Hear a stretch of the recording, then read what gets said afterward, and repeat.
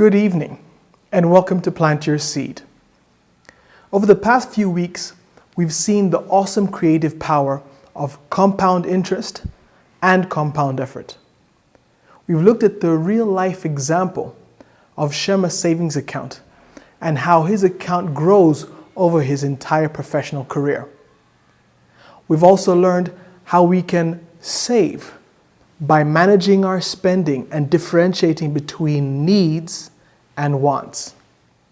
And last week, we took a look at 5 different areas where we can save and protect ourselves and our families from financial shocks. This week on Plant Your Seed, we're going to talk about some frequently asked questions when it comes to understanding money management. Today, we're going to deal with these questions. What is the big deal about saving and storing money? Why is it so important? Number 2, wouldn't purchasing land and property be more valuable than saving money on account? And lastly, what about the effect of inflation on the money that I've saved and stored up? Won't inflation eat the value of my money over time? These 3 questions are the content of today's show.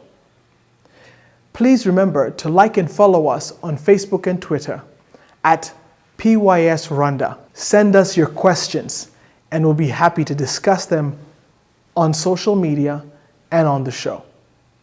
The first question is, what is so important about saving or storing up your money?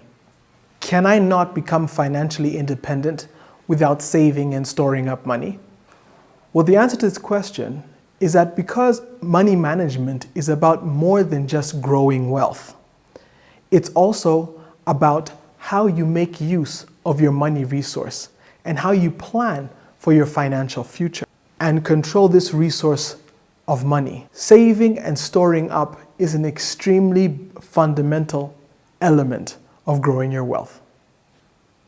Money management is about putting together principles and structures that govern how you use your money and prepare yourself for financial shocks.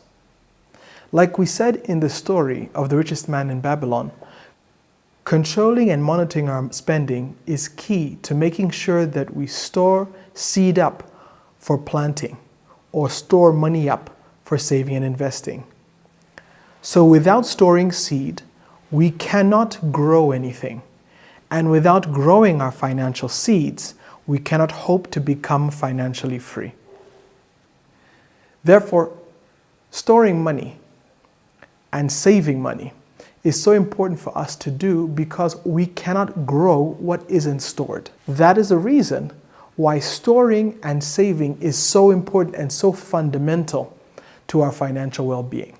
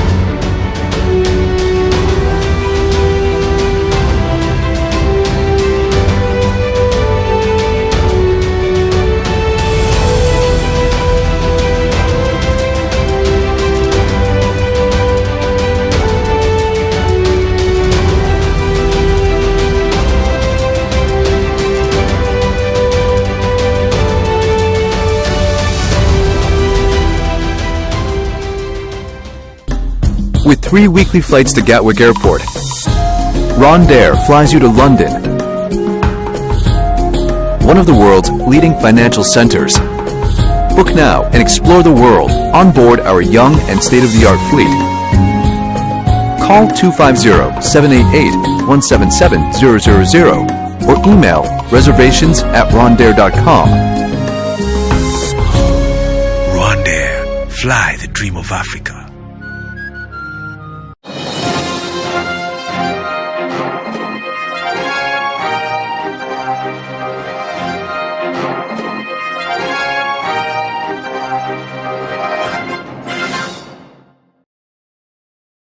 The second question is, isn't it better for me to save my money in land and in properties rather than a savings account?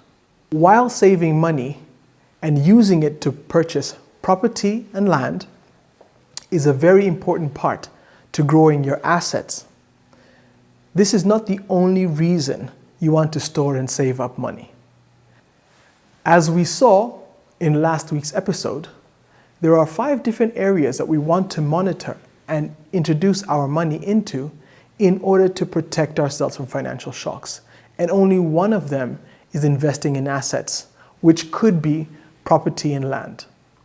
But there are several other reasons that you want to store money up beyond growing your asset base.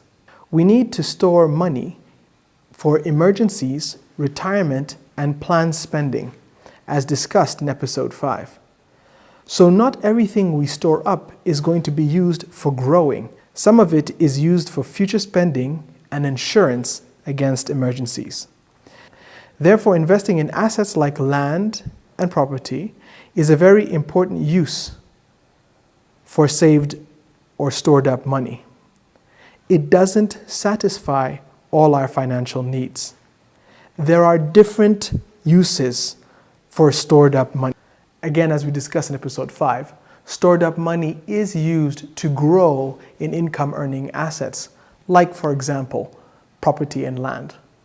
That is one area of 5 that we need covered. There are 4 more areas that we want to secure in order to protect ourselves from financial shocks that are not simply income earning assets. We definitely want to protect ourselves from unexpected financial emergencies, like losing a job or sending a non-dependent family member to hospital, as well as expected financial shocks, things that can be insured. Money needs to be stored up for that as well. And also, we need to store up money for planned expenses, like going on a holiday and purchasing a car. So there are many reasons that you want to store up your money besides investing in an income earning asset.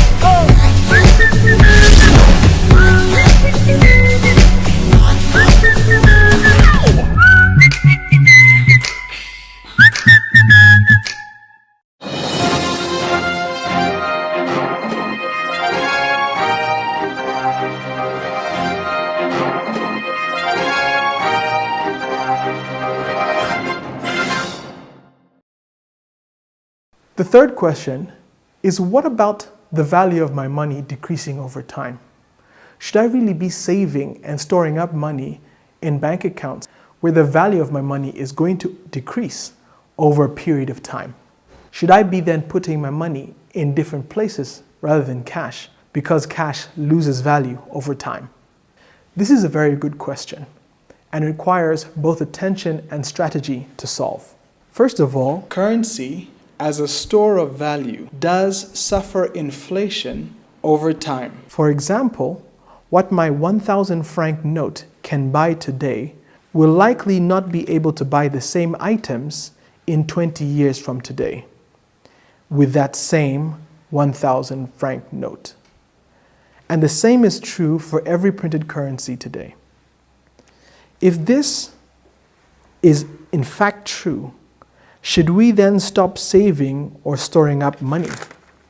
Absolutely not. Inflation is not a good reason to stop saving or storing up money. The vast majority of people who don't save or store up money have nothing when their main income source or salary stops when they reach retirement. This is a terrible financial position to be in and must be addressed well before this event happens. It is much better to have something that has reduced in value over time rather than have nothing at all. Inflation is only a problem for people who have something. Please have something. It is better still to have both savings and investments that grow at a rate greater than the rate of inflation.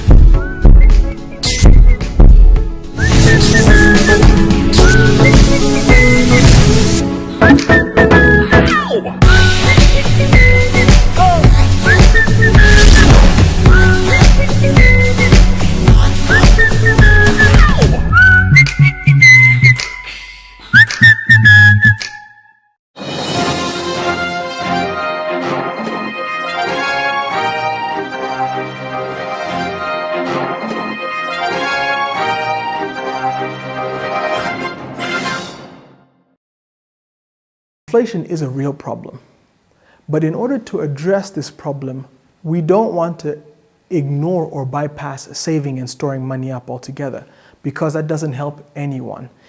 Like we saw in the story of Arcad, written by George S. Clason in his work, The Richest Man in Babylon, the author is telling us that it's extremely important for us to control our spending and identify our wants and needs, so that we have priorities like storing up money, which should be our first priority and the first thing we spend on in our budget. We need this money set aside to grow for the future. Please be sure to like and follow us on Facebook and Twitter, and send us any questions that you might have over the material that we've covered or general money management issues that you might have, and we'll be happy to discuss them on the show.